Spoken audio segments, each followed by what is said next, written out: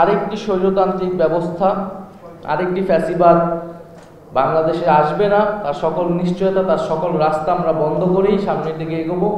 আমাদের সংবিধানই এক ব্যক্তিকেন্দ্রিক একটি কাঠামোর বীজ বপন ছিল, ফলে সেই রাষ্ট্র কাঠামোকে অক্ষুণ্ণ রেখে আসলে যেই ক্ষমতায় যাক না, যেই রাষ্ট্র পরিচালনার দায়িত্ব পাক, তার ভিতরেও ফ্যাসিবাদী প্রবণতা থাকবে, স্বৈরতান্ত্রিক হয়ে ওঠার প্রবণতা থাকবে।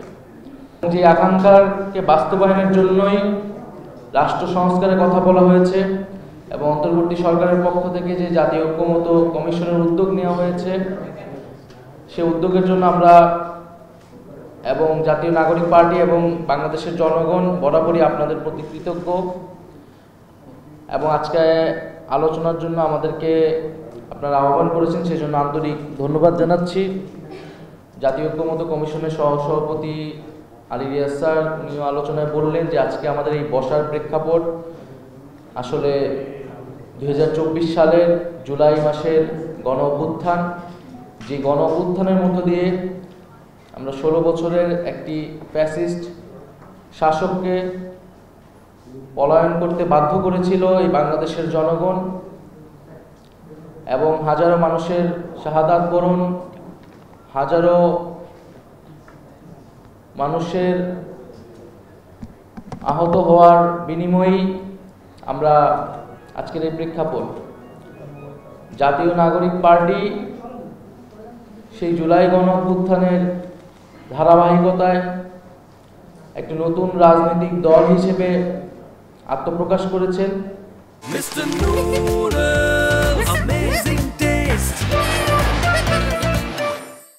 যে দলের প্রধান শক্তি জায়গাটা বা ভিত্তির জায়গাটা হচ্ছে এদেশের তরুণরা, এবং আমরা মনে করি যে আমাদের সেই জুলাই গণ অভ্যুত্থানের প্রেক্ষিতে আমাদের যে বক্তব্য ছিল যে আমরা ফ্যাসিবাদী ব্যবস্থার বিলোপ এবং একটি নতুন রাজনৈতিক বন্দোবস্ত আসলে প্রতিষ্ঠা করতে চাই। অর্থাৎ জুলাই গণ অভ্যুত্থান কেবল কোনো ব্যক্তির পরিবর্তন নয়, ক্ষমতা থেকে কোনো একটি দল থেকে সরিয়ে আরেকটি দলকে বসানোর পরিকল্পনা ছিল না, বরং কিভাবে রাষ্ট্রের গুণগত পরিবর্তন করে রাষ্ট্র কাঠামোর মৌলিক এবং গুণগত সংস্কারের মাধ্যমে জনগণের অধিকার রক্ষা করবে এমন একটি গণতান্ত্রিক রাষ্ট্র ব্যবস্থা প্রতিষ্ঠা করার আকাঙ্ক্ষা ছিল সেই জুলাই গণ অভ্যুত্থানে। আমরা মনে করি যে বাংলাদেশে ইতিহাসে বিভিন্ন সময়ে জনগণ রাস্তায় নেমেছে, আন্দোলন করেছে। আমরা 90-এও গণ অভ্যুত্থানের কথা ইতিহাসে পড়েছি, কিন্তু যেই প্রেক্ষিতে যে আকাঙ্ক্ষা থেকে এই গণ অভ্যুত্থান বা জনগণের রাস্তায় নেমে আসা, সেই আকাঙ্ক্ষাগুলা বিভিন্ন সময় আমরা দেখেছি ব্যর্থ হয়েছে। সেই ব্যর্থতার ফলেই আসলে 16 বছরের যে একটি ফ্যাসিবাদী শাসন ব্যবস্থা, তার প্রেক্ষাপট তৈরি হয়েছিল। তাই আমরা চাই যে এইবারের যেই জুলাই গণ অভ্যুত্থান প্রেক্ষাপটে আমাদের আজকের এই উদ্যোগ আয়োজক সারা দেশে সেটা যাতে কোনোভাবেই ব্যর্থ না হয়, এবং আমাদের যে আকাঙ্ক্ষা তৈরি হয়েছে জনগণের ভিতরে, সেই আকাঙ্ক্ষা অবশ্যই আমাদেরকে পূরণ করতে হবে। এটা জাতির প্রতি আমাদের সকলেরই আসলে অঙ্গীকার। জাতীয় নাগরিক পার্টি এনসিপি পরিষ্কারভাবেই বলেছে যে সংস্কার বলতে আমরা বুঝি যে মৌলিক সংস্কার, যে সংস্কার করলে রাষ্ট্র কাঠামোর একটি আমূল পরিবর্তন, গুণগত পরিবর্তন সম্ভব হবে। কারণ আমরা দেখেছি যে বিগত সময়ে আসলে আমাদের সংবিধান থেকে শুরু করে বিভিন্ন রাষ্ট্রীয় যে প্রতিষ্ঠানগুলো, সেই প্রতিষ্ঠানগুলোর একটা দলীয়করণ ঘটেছিল। আমাদের সংবিধানই এক ব্যক্তিকেন্দ্রিক একটি কাঠামোর বীজ বপন ছিল, ফলে সেই রাষ্ট্র কাঠামোকে অক্ষুণ্ণ রেখে আসলে যেই ক্ষমতায় যাক না, যেই রাষ্ট্র পরিচালনার দায়িত্ব পাক, তার ভিতরেও ফ্যাসিবাদী প্রবণতা থাকবে, স্বৈরতান্ত্রিক হয়ে ওঠার প্রবণতা থাকবে।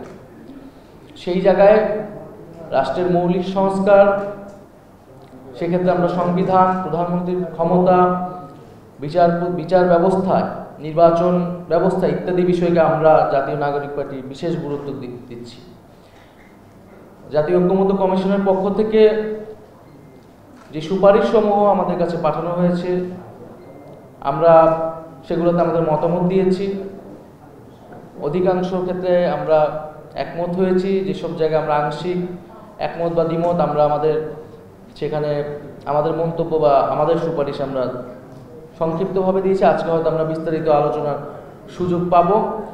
তো জাতীয় ঐক্যমত্য কমিশনকে সেই সুযোগ করে দেওয়ার জন্য আমরা আন্তরিকভাবে আবারও ধন্যবাদ জানাচ্ছি এবং আমরা মনে করি যে এবারে আমাদের যে সুযোগ তৈরি হয়েছে জাতির সামনে, এবং আমরা যে কথাটি বলছি যে জাতীয় ঐক্যমত আসলে প্রয়োজন, জুলাই সনদ প্রয়োজন, জাতির সামনে আমাদের সকলের সেই কমিটমেন্ট, সেই অঙ্গীকার রাখতে হবে যাতে আরেকটি স্বৈরতান্ত্রিক ব্যবস্থা, আরেকটি ফ্যাসিবাদ বাংলাদেশে আসবে না, তার সকল নিশ্চয়তা, তার সকল রাস্তা আমরা বন্ধ করেই সামনের দিকে এগোবো।